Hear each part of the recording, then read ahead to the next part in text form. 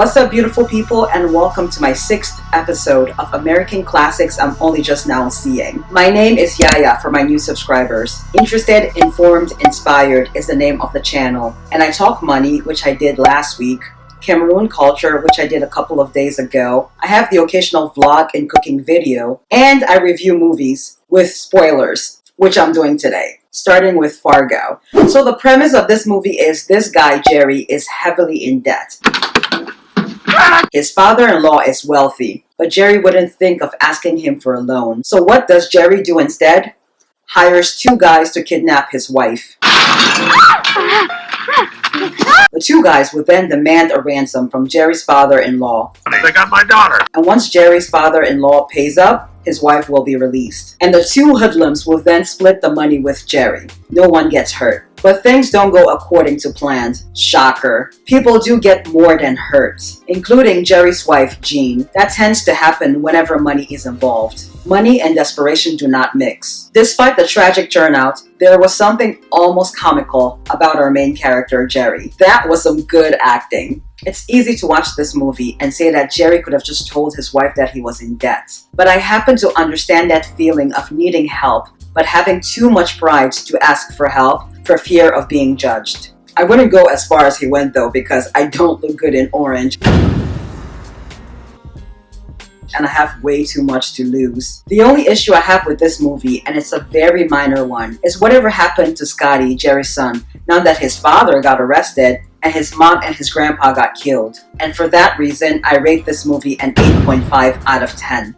Moving on to The Graduate, or more like the love triangle. Mother and daughter having a thing for the same guy. But it's not really the guy's fault. He rejected the advances of the woman who was his mother's age and his mother's friend, but ended up giving in. The whole thing was giving me Jada Pinkett and August Alsina vibes. I got into a different kind of entanglement. Sidebar, I now watch Girls Trip with a side eye at Jada's character's love interest.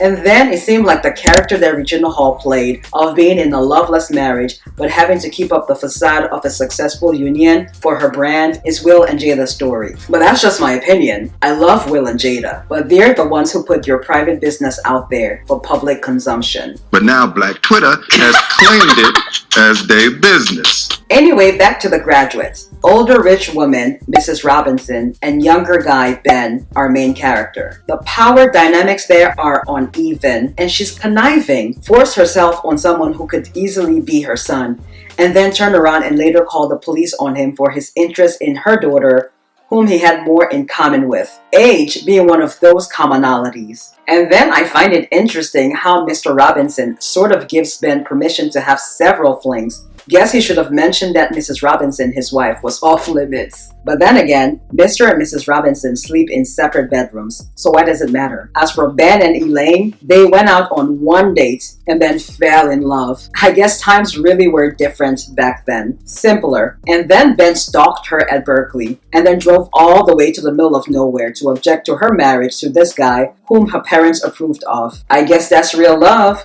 8 out of 10 for me. Only because some things were unanswered. Like what specifically was making Ben nervous about the future? His parents seemed quite wealthy and probably had connections for jobs. And then Ben, who was supposed to be 21 years old, looked every bit of 30. And then what about Ben's parents? Did they ever find out that he was messing around with their friend? But then again, the movie came out in the 60s, so it kinda gets a pass. Last movie on my list, Jaws.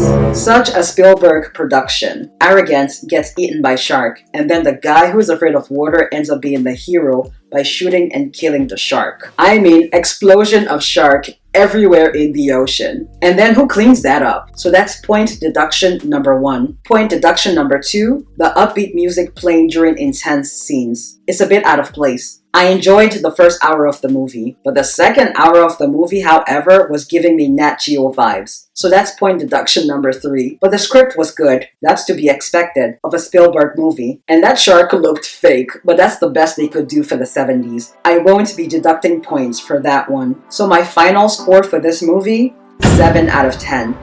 And that, my friends, concludes today's episode. Thank you so much for watching, and I'll see you on Saturday. Bye now.